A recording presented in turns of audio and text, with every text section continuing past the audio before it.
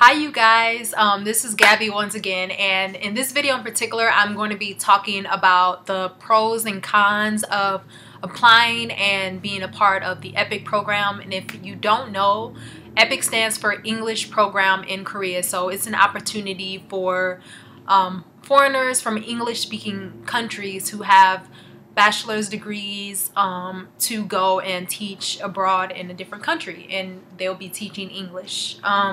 So I have a list of different positives and negatives I foresee as, being a part of joining the Epik program.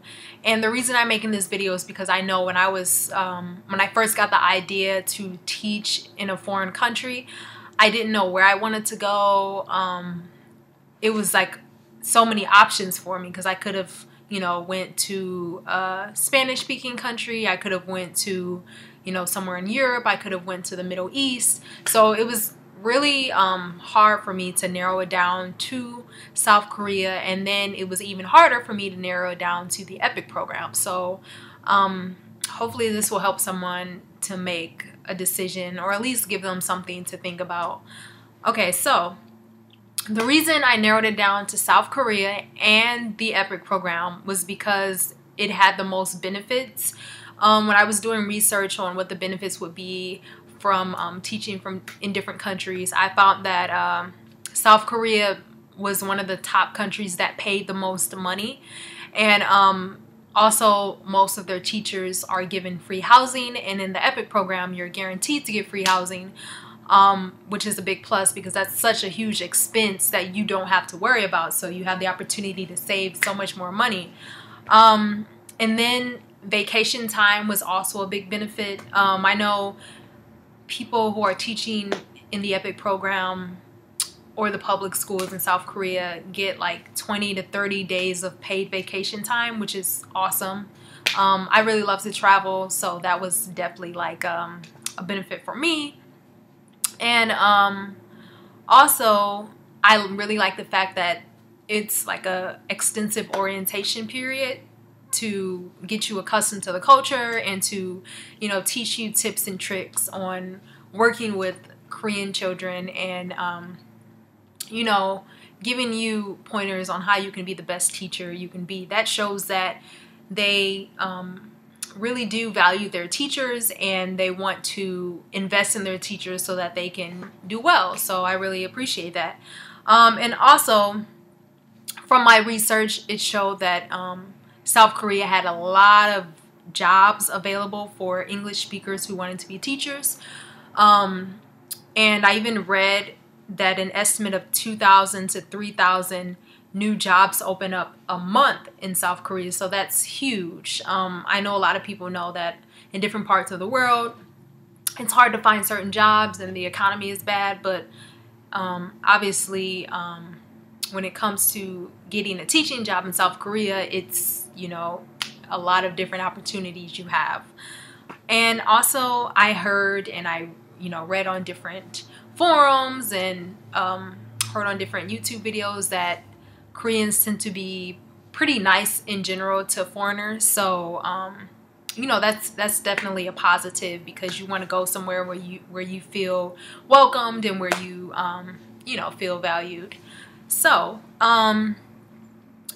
also, the reason I chose to join the Epik program as opposed to Gepik or the Talk or SMOE was because, from my understanding, the Epik program covers a bigger range of, area in South Korea, so there's more jobs available. So it's pretty much, the jobs in the public schools all throughout South Korea.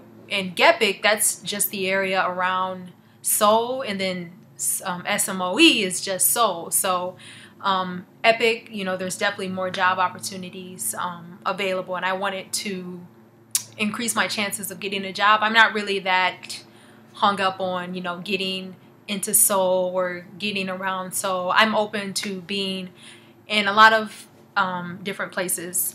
And my #1 place is Daegu. That's what I wrote on the application when they asked me to rate, my top choice. But if I don't get in Daegu, I will be a little bit sad, but it won't be the end of the world. So If you do not care or are not picky on where you get placed, the Epik program is great for you. And also, the reason I chose to work in South Korea as opposed to anywhere else is because there's a low cost of living. I heard that, you know, your money can definitely go further and you can live a better quality of life in South Korea as opposed to living other places.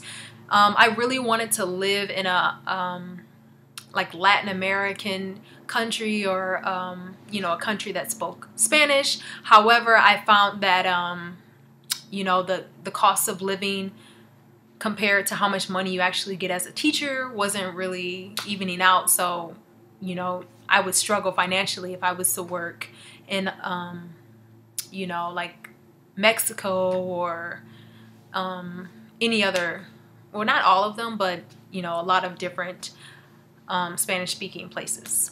And also, another reason I picked the Epik program was because it looks good on a resume, because, you know, you can officially say that you worked for the government in South Korea. So that does ring bells. And also, you know, working in a public school system is a respectable position to be in.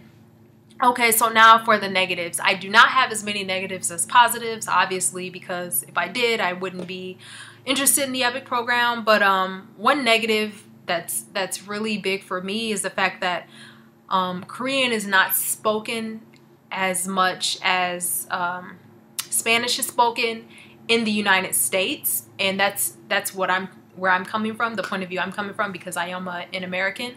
So when I say I go there and I learn the language, it will not be as transferable and helpful to me when I come back to the United States as it would have been if I would have, you know, went to Mexico and learned Spanish and came back with that skill, because there's so many jobs that are looking for Spanish speakers. So that would have really been a great quality to have. But yeah, I do plan on moving in the California area, and they do have a big population of Koreans, so I'm hoping that learning the language, I know I won't get fluent in it, but, you know, at least having a general gist of it will help me with jobs later on. So, alright, so another negative is the fact that Epik has a very long application process. It's very stressful. It has to be very, you know, like to the straight and narrow. You have to be on your straight and narrow. You can't get anything wrong. You can't make any mistakes, or you have the possibility of being rejected. So it is a lot of stress, but hopefully the benefits that I get after, you know, getting in the program or getting in a school, I was already accepted, but getting into the school will, you know, make up for all the stress that I'm going through. And also another negative is the fact that you don't get to choose the location. As I said, you know, you can say your #1 choice. However, they tell you straight from the beginning that you're not guaranteed to get there and that you can end up anywhere. So, yeah, that's kind of a bad thing. And also, when you're working in Epik, you are the only foreigner in the school in most cases. So, you know, that, for example, if you work in a hagwon, you could be working with a bunch of different English speakers. So, you know, it would give you more opportunities to be social and be with someone that you can connect with, because, you know, you all would be going through the same thing. However, being in Epik, I won't get that opportunity, and I'll have to work a little harder to find people who are going through a similar experience as me. Alright, so that's my positives and negatives. Hopefully this helps someone out. I would have loved to see a video such as this when I was trying to think of what country I wanted to teach in. So have a good day, and I will talk to you in the next video.